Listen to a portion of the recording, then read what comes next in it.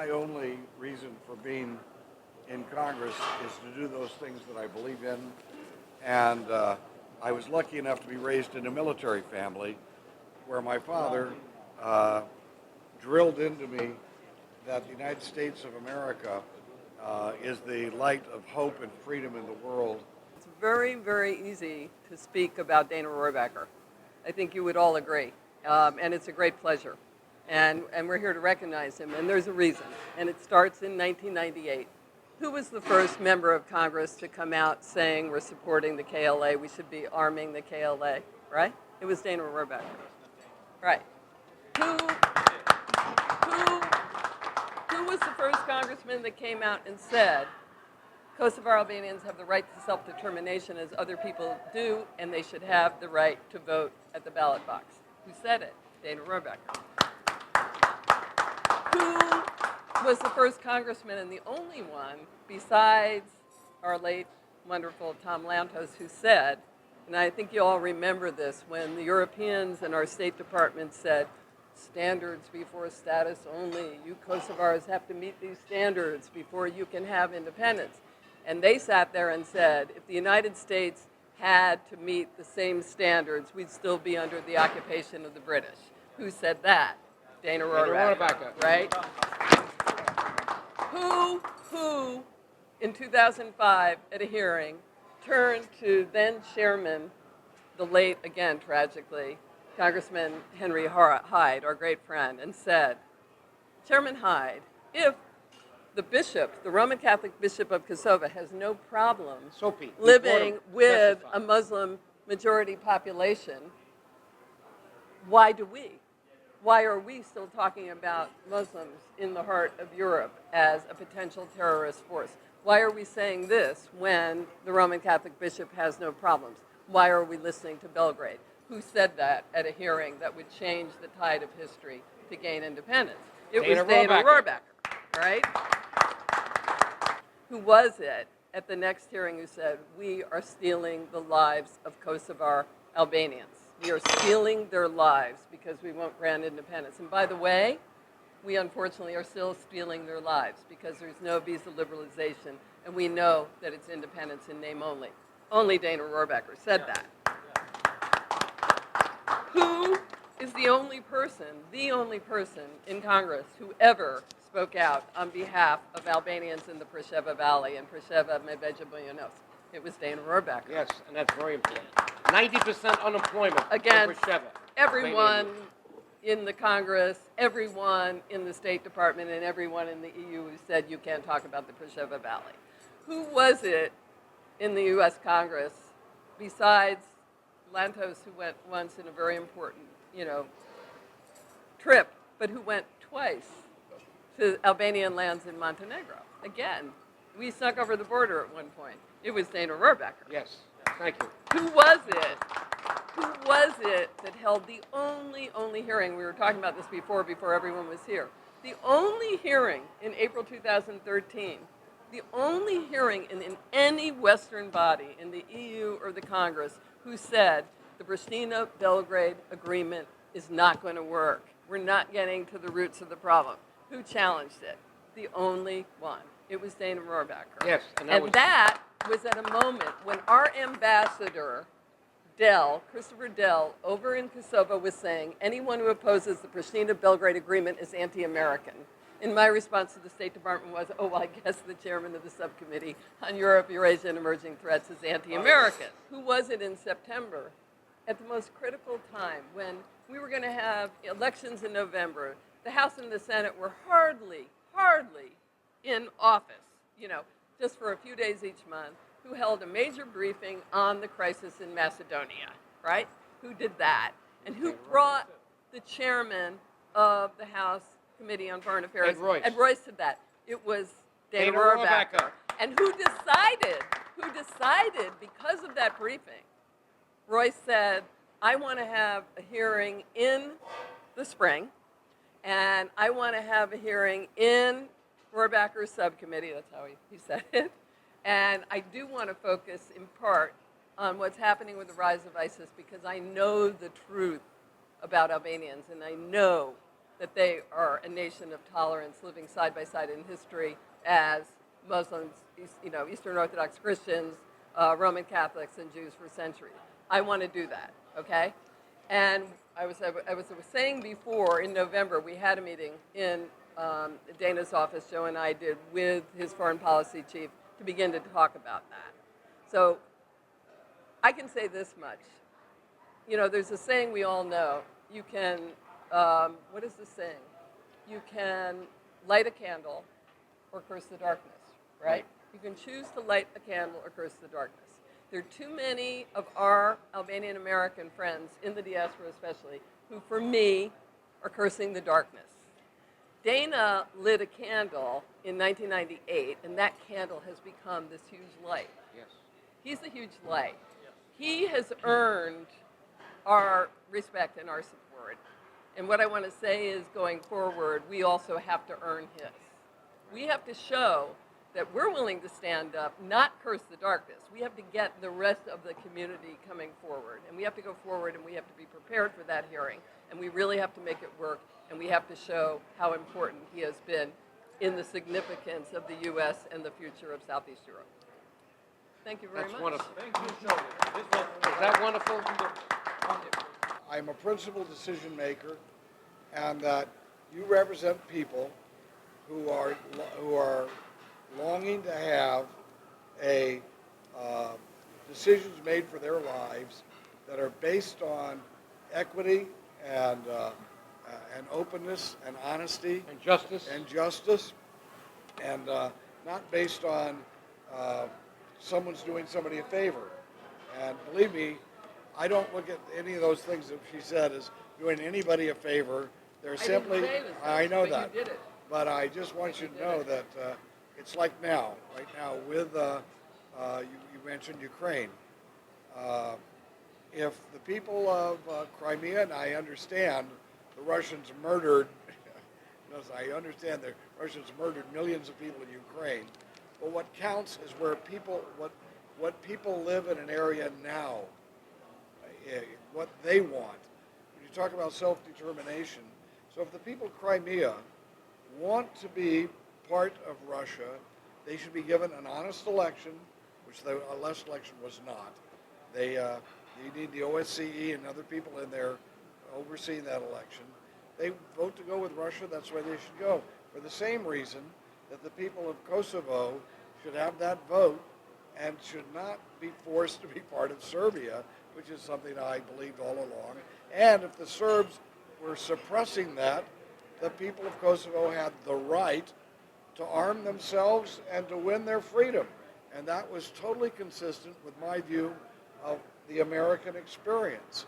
So that's, and in the future, that's where if you want to predict what I'm going to be doing, you go back to that and you say, what are those fundamental principles? That's basically what I'll do.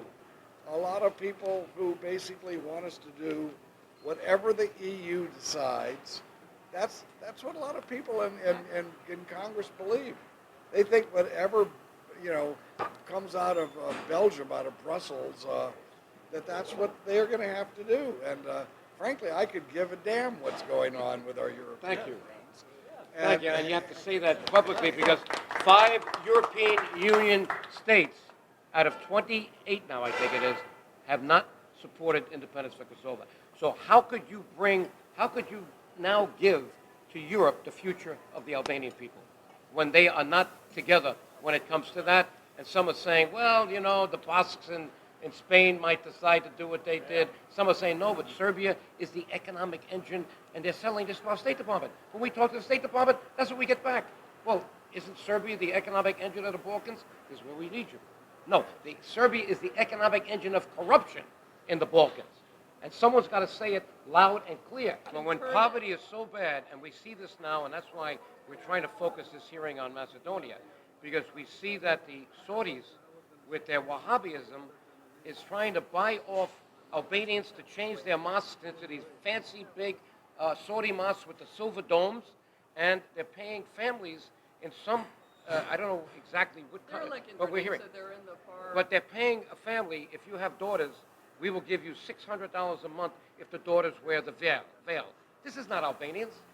But this poverty is so much that they're going to try to convert them, starting with Macedonia. Kosovo is resisting it left and right. But I'm now getting messages from people in Macedonia that there's, and Shirley's been picking this up, that some of the families are so desperate for jobs and whatnot that the women are starting to wear these veils. And this has got to change.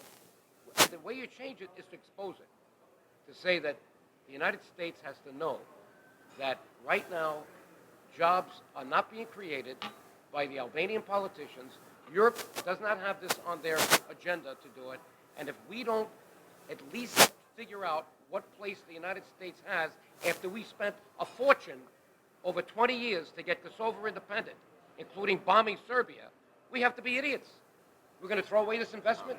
It's not. But Albanians can be in a leadership position, absolutely, on religious tolerance and on Islam, if they're allowed to have that opportunity, and they can. They can lead, they can be the leaders, because that's not where the source of the problem is. However, as I wrote in my article, you saw that people have seen it here, confronting the roots of Kosovo's downward spiral.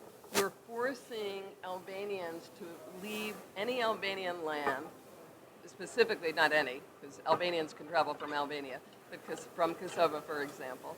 They can get into Turkey anytime. They can't go to the West.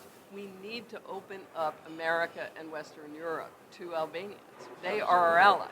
So this could be a fundamental turning point right now, and if we can put that out in front of the Congress, it would be a really Very excellent important. moment. This is not like a parliamentary system where one party decides everything. You know, President and the State Department, he controls the State Department, could say all they want. But ultimately, Congress writes the checks. And we have our power with Congress. On the Senate, and now we got our friend McCain, who's going to be in charge of the armed services. And I spoke to Mr. McCain, Senator McCain, just 2 days ago. He's going to be coming to New York. You'll hear about it soon. We now have to show our teeth. The teeth of America is that no one individual or party or even branch of the United States government controls anything. You have to have consensus. You have to make your case. So it's not efficient, but at least everybody gets the chance to talk and make their case. Now, when we have someone like Dana Rohrabacher right here at the table, and he is a senior member of Congress, he's the chairman of the European Subcommittee, the chairman of the whole committee. We met with him, thank God to these two guys who helped us deliver a lot of support to him last September. They brought it in, and also with the congressman here, who said, after he heard from them at the briefing, oh my God, you mean to say Albanians, Kosovars, cannot go into Europe with a visa? They don't even go. He didn't know it. You mean to say Albanian unemployment at the youth is over 50% in some areas? This is terrible. So we are giving information out directly to the source. We don't go to the State Department. The State Department has one philosophy. You know what it is? Stability and status quo. If Joe DioGuardi comes in and starts talking like this, oh, he's a troublemaker. Don't listen to him. He wants to now get us involved in something we should, and we don't want that. We gave it to Europe. But that's why we have to go to Dana Rohrabacher, Senator McCain, that Chairman Royce. We have to make sure that the people in power in Congress now tell the State Department, if you don't change that foreign policy, and we did this with Milosevic, don't bring the Albanians to the table at Dayton. Remember this? 1995. I will be your partner in peace if you don't bring Dr. Rogova and the Albanians to Dayton. And what does the State Department do? They listen to him. Milosevic, a war criminal, becomes our partner in peace. That's what happened. That's why we had to go after him. And we had to change the State Department's attitude because we had to show he was a new age Hitler. And you got to talk like that. Now we have Dana Rohrabacher here, and he's talking the way we want to hear him talk. Now, he's still not talking to all of Congress and the State Department. But once you have a hearing, everybody's listening. And that's why it's important for him to hear from you. We're going to pass around this thing. I want him to hear, because we need to make sure that when he goes to that hearing, he hits all the key points, and he's got them in his head already, but we need to reinforce it. U.S. has left the Kosovo issue, Balkans, Europe, to Europe. Albanian issues, everything to Europe. And Europe is doing everything wrong. Everything. Nothing right. Absolutely nothing right. The problem is, we are going to keep this problem for another 20 to 50 years. There is no resolution. There is no solution in sight. That's why we need people like you to pressure the State Department, United States first, so the United States should take the lead. You can't leave to Europe. Europe, they are fine. The country is democracy, fine, they have liberalism, this, whatever. I have nothing wrong with them. The problem is that they cannot solve this problem. United States can. United States has the strength. United States has the authority. Our people listen to United States. And even the Serbs listen to United States because they know that when the United States says something, it stands for it, and it's going to happen. So that's why, without United States, nothing is going to be done in Kosovo, Albania, and in southeastern Europe. So we really need to have that hearing and to pressure as much as we can the State Department to continue so we can have the United States involved again, not only when people are dying. Because in a way, people are dying again. People are losing hope for the future. How bad it is when you have thousands of young people leaving their homeland going somewhere else. And this Muslim radicalism, I am a Muslim myself. I have a lot of respect for religion. My best friends are Catholic. We had always the best relationship. Because we know we have three religions. We know that the religion is something that you accept. It's your connection to God. And everybody has the right to have his own connection to God in one way or another. Without listening to the state. Without listening to the state, separation of state, it's a personal thing. But it doesn't hurt the body. My best friend is a Catholic. I have no problems going celebrating Christmas with him. So Albanians have been tolerant forever. Tolerant forever. We have two brothers. One is Catholic. One is in Kosovo itself. One is Catholic. Another one is Muslim. They go to each other, visit each other. They do everything together. Now, we are under threat that this thing may change. I'm sure that Albanian nation is not going to accept it as a nation. But one terrorism act, one person, one stupid person, one fanatic can make us look so bad. And that's why we want to fight it. And we do not have government in place in Kosovo or for Albania. Now I'm going to leave it open because I don't know yet. Now I'm going to leave it for Rama to see what he's going to have. But in Kosovo, the corrupt government which EU is supporting, EU has created our government, not other people. People have voted. And we had a coalition of opposition to create a new government, but Europe interfered, and they changed it in America, and they imposed a new government which is not for our people, this was imposed to help Serbia become part of Europe, and Albanians to be a second-hand citizens as always without a problem. The problem is that Serbs, they are playing it. They are completely aligned with Russia, while they are flirting with West. They're only flirting with the West to get, So they are crazy. Oh, let's get Serbia because they may go to Russia and so. They are with Russia anyway, in their feelings, in everything. So if they want, they should make a choice. Serbs, they want to be part of Russia, let them be part of Russia. They want to be part of Europe, let them be part of Europe. Not to appease them and beg them to become part of Europe. I don't understand that. We're looking for the future, and if we be all together, it doesn't matter from what part Albania we came in. We don't know, we don't recognize those borders between us. We are Albanian. No borders. Artificial borders.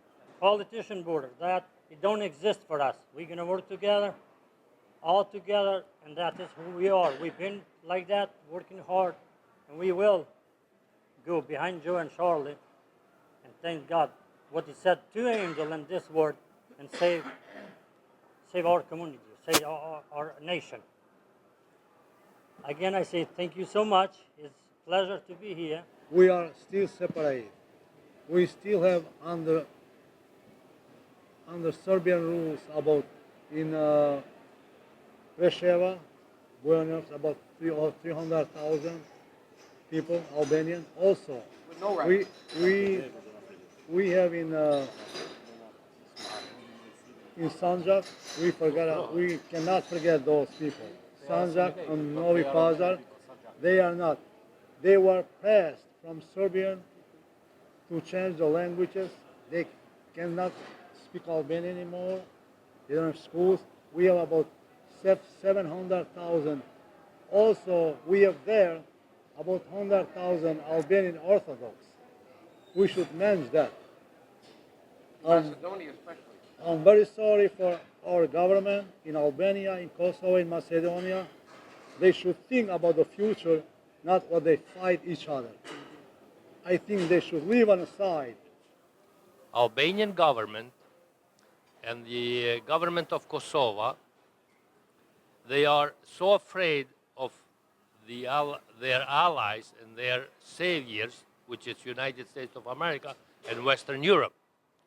And they cannot speak loudly enough about the Albanians in Montenegro, about the Albanians in Macedonia, about the Albanians in Preševa, Medveđa, and so on, in Andrei Ogris or whatever, because, our allies, America and Western Europe, don't like to hear that. And then they say they keep their mouth shut, which it's wrong for this country to impose that, and they do impose it openly and indirectly somehow to the government, to the officials of the government of both countries, so that keep your mouth shut, don't ignite the fire, the fire, and so on.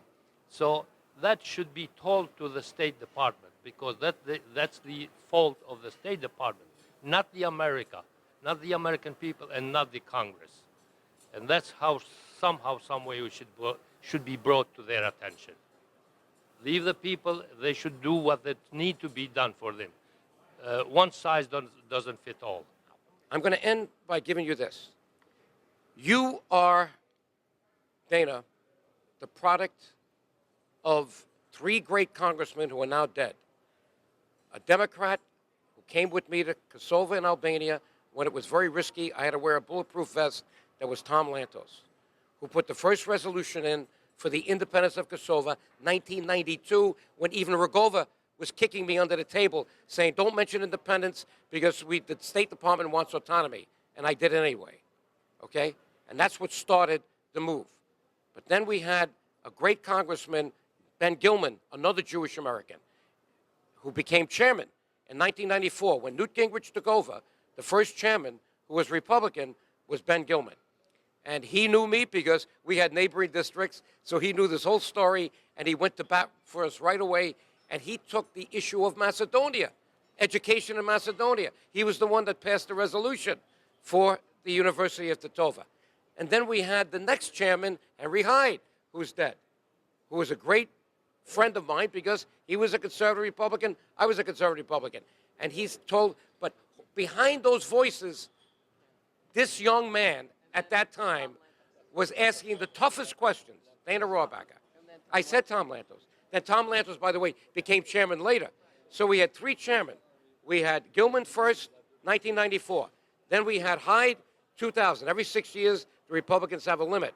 And then Lantos came in, but he died 2 weeks before the work that he created, which was the independence of Kosovo.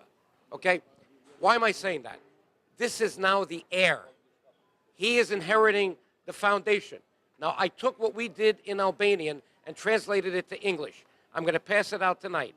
This is the road to independence in Kosovo, starting in 1986 with me as a congressman. The first hearing, because Dante Fasel, a Democrat who knew me because I was Italian-American, the State Department sent him a letter, 4 pages. Do not support the Albanians. They are troublemakers. This guy, DioGuardi, is a troublemaker. I have it. I'm going to now put it on the website, right? But he says, Joe, I know who you are. So he allowed the first hearing in 1986. He told Gus Yatron, chairman of the European Subcommittee, which he now has, Gus, do it. I'm supporting it. I know the State Department doesn't want it, but apparently Joe tells me these people are good people, and we started the process of putting the Albanian agenda on from 1986.